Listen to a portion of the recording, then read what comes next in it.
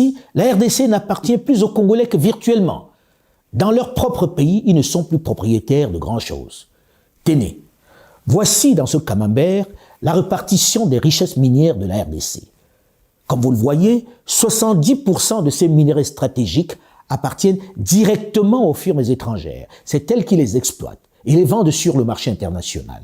C'est elles qui spéculent avec ces réserves sur les marchés financiers. Le Congo est désormais spectateur et n'a plus rien à dire. Ces entreprises, elles ont pris nos gisements, elles sont allées les donner en garantie à des banques étrangères et elles ont emprunté. Au lieu d'amener des capitaux qu'on nous avait promis, c'est des prêts qu'on nous a amenés à des taux qui dépassaient 10% alors que nous savons qu'ils les avaient à 2 ou 3%. Dont les entreprises à qui on a donné les concessions sont allées gager les mines du Congo auprès des banques. Et ont emprunté alors qu'elles devaient amener des capitaux. Elles ont amené plutôt des prêts. Je ne vais pas revenir sur ces pillages de grands groupes internationaux dont j'ai parlé dans une précédente chronique que j'ai intitulée « Comment récupérer nos richesses minières » et qui est encore sur ma chaîne YouTube. Et les 30% restants, à qui appartiennent-ils? Ceux qui théoriquement ont échappé à l'appétit vorace de ces firmes, ce que l'on appelle l'industrie artisanale, qui en bénéficie? Selon le code minier congolais, seuls les Congolais peuvent en bénéficier. Il leur est exclusivement réservé. Là encore, erreur. Là encore, ils sont exclus, tellement exclus, totalement exclus. Mais comment est-ce possible? Et là, on tombe des nues en découvrant l'ampleur des vols, du machiavélisme qui prévaut dans ce secteur, qui a priori ne devait profiter qu'aux nationaux. Sur les 30% restants, ceux de l'artisanat minier, 80% sont tenus par les Chinois, qui ont remplacé les Libanais depuis la chute du président Joseph Kabila, qui ne tiennent plus que 15% les Libanais, contre 5% pour les Indiens. Rien pour les Congolais. Des chiffres que, naturellement, certains mettent en doute à Kinshasa. Pour en avoir le cœur net, pour ne pas se contenter de spéculations, nous avons décidé d'aller dans les mines de ces différentes régions de la RDC. Nous nous sommes décidés à aller sur place enquêter, voir comment se partage cette manne naturelle. Après l'extraordinaire périple dans les hautes montagnes du Nord Kivu, dans les mines de Rubaya, dans la belle et luxuriante région du Massissi, nous avons tenté ensuite de nous rendre dans les mines de Walikale, toujours dans le Nord Kivu.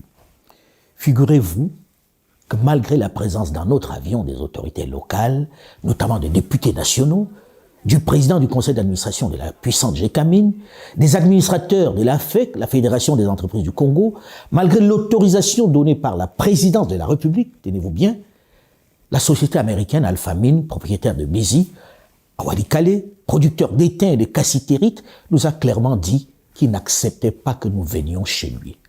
Pas question de venir fouiller dans ses affaires. En plus, c'est lui qui possède l'aérodrome, le seul dans le coin.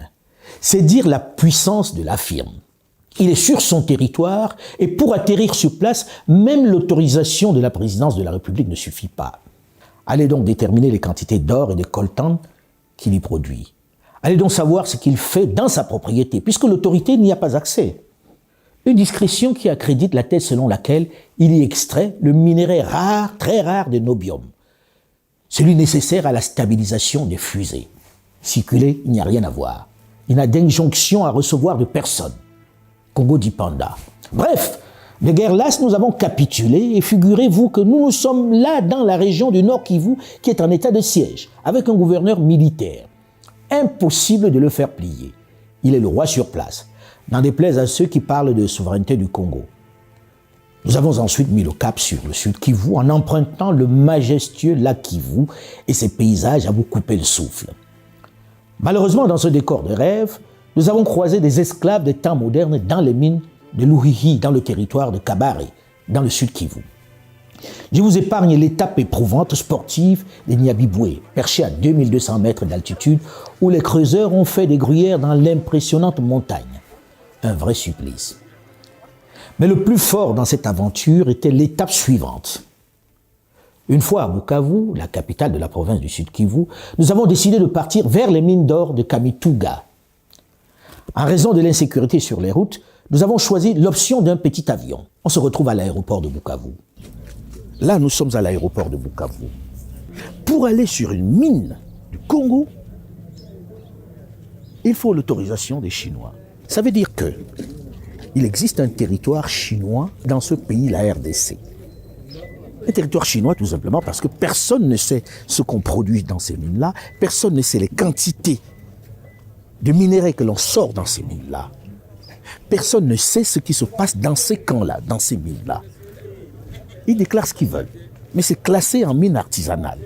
Dans les statistiques des mines que l'on présente, personne ne peut dire ce qui sort des mines chinoises.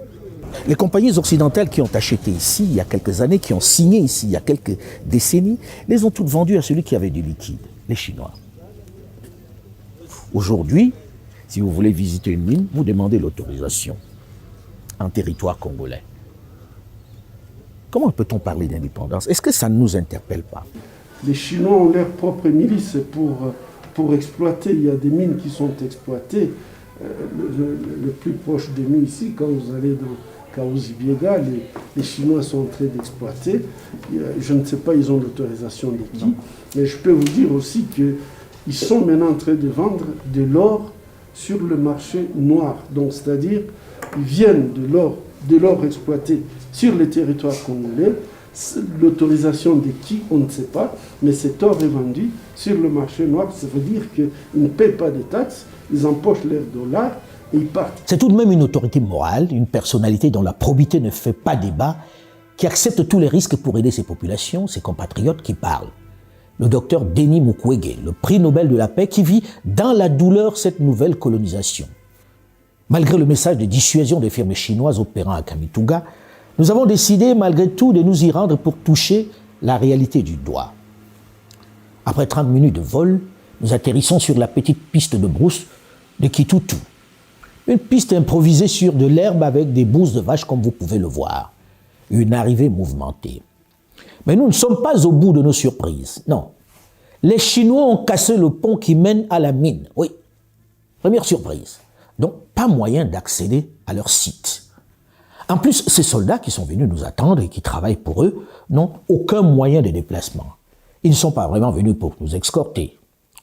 Seconde surprise. Oui. On est en train d'assister à quelque chose d'extraordinaire. Quelque chose de surréaliste. Quand on dit qu'on est indépendant, on doit quelquefois s'interroger si c'est vrai. Nous sommes à Kamituga. On est venu pour voir la mine. La mine est à moins de 30 km d'ici. Mine non autorisée, exploitée par des Chinois. Personne ne peut mettre un nom sur la société chinoise. Par politesse, le ministre des Mines provinciales a appelé les Chinois pour leur dire « on vient chez vous aujourd'hui ». Vous savez ce qu'ils ont fait? Ils ont fermé les portes, ils sont partis. Ici, c'est le trafic d'autre chose, sauf que c'est plus soft. À vous, jeunes, de ne pas laisser faire. Ne vous laissez pas faire. Nous nous sommes laissés faire. Vous ne devez pas accepter ça. C'est inacceptable, tout simplement. Aux autorités congolaises de prendre aussi leurs responsabilités. Ça ne peut pas exister. Derrière nous, il y a un ministre des Mines provinciales qui est avec nous sur le tarmac. On ne peut pas bouger. Et ce qu'on nous proposait même, c'était d'emprunter ces motos-là, qui sont conduites par qui? Par ceux qui travaillent ici pour eux. Voilà comment on arrive à avoir des ambassadeurs qui sont tués sur ce territoire. C'est clair, nous ne sommes pas désirés dans le coin. Malgré l'importance des membres de la délégation, nous sommes obligés de repartir. Surtout que les soldats qui arrivent de plus en plus nombreux et menaçants, en moto, ne nous inspirent pas vraiment confiance. Non, parce qu'ici, les bandes armées dont on parle toute l'année, qui seraient des bandes tribales, comme on dit, etc., elles sont entretenues par ces miniers-là pour les garder. C'est eux qui gardent les mines. C'est eux qui protègent ces gens-là. Alors je ne sais pas qui est le chef de bande. Je ne sais pas qui approvisionne le chef de bande, parce que c'est lui le vrai patron. On est un peu comme si on était à Medellín ici. Oui, à Medellín, le siège du trafic de drogue colombien. Il faut s'étonner quand même de la présence active et permanente des soldats des FARDC dans les sites miniers. Une pratique qui viole la réglementation congolaise et même internationale et qui risque à terme de sortir les minerais congolais du marché mondial. Il l'était déjà. Il est revenu parce qu'ils ont corrigé les choses. Enfin, on croyait. Alors, courage, fuyons. Puisque nous ne pouvons pas nous rendre sur le site, directement dans les mines, nous choisissons de survoler à très basse altitude le site pour mieux juger la situation. Premier constat, il ne s'agit ni plus ni moins que d'une mine industrielle. C'est tout sauf artisanal ce qu'on voit. On a plutôt affaire à une exploitation semi-industrielle sauvage avec des excavatrices, des chargeuses, des bulldozers, des laveries d'or de dernière génération, des dragues qui raclent le fond des rivières et d'impressionnants camions-bennes. Second constat, jugez par vous-même la couleur de l'eau. L'étendue de la pollution de ce fleuve est lilas. Mesurez par vous-même l'étendue des dégâts sur la nature. C'est sans commentaire. On peut difficilement plus polluer une rivière qui, sachez-le, se jette plus loin dans le grand fleuve Congo. Déjà dans la région, on assiste à des maladies liées aux produits déversés dans ces rivières et fleuves où l'on extrait de l'or par ces firmes. Le mercure notamment, qui sert de solvant sélectif pour l'or. La dangerosité de ce produit n'est plus à démontrer. C'est pourquoi il est interdit pour toute exploitation industrielle en RDC comme dans le monde entier. Moi, j'ai soigné des malades qui étaient victimes des irradiations, des intoxications au mercure dans cette zone. Mercure. Bien sûr. Je crois que Kinshasa avait envoyé des experts de l'UNIKIN pour venir vérifier ces irradiations.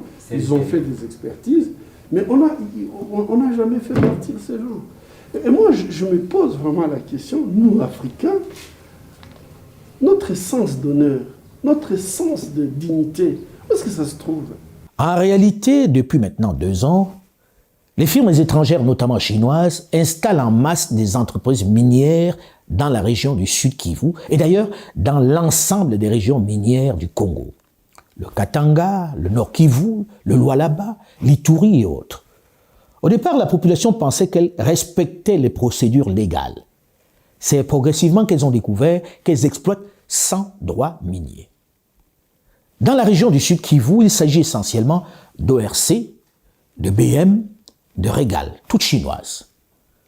Pour les pauvres creuseurs qu'ils exploitent, qu'ils utilisent comme des esclaves, leur présence est le fait des autorités. Ils le pensent. Seulement, la technique est simple. Elles se mettent avec une petite coopérative agréée qui ne peut être détenue que par des citoyens de nationalité congolaise. C'est derrière elles que se cachent ces firmes chinoises. Alain, je crois que nous sommes dans une situation très difficile quand on voit comment l'exemple du Congo, aujourd'hui c'est l'absence, je dirais que même on a une absence de l'État. Parce que si un Chinois il vient de la Chine, il vous impose, il vous fait sortir de chez vous, il est en train d'exploiter l'or congolais, il vient, il le vend au marché, il met ses dollars en poche, et puis il part, il ne paye pas de taxes, et d'ailleurs il s'en fout. Je peux vous dire qu'à Chabunda, ils ont même tué. Si la société civile est arrivée jusqu'ici, c'est puisque, en fait, les récalcitrants, ils étaient tout simplement tués dans votre propre pays.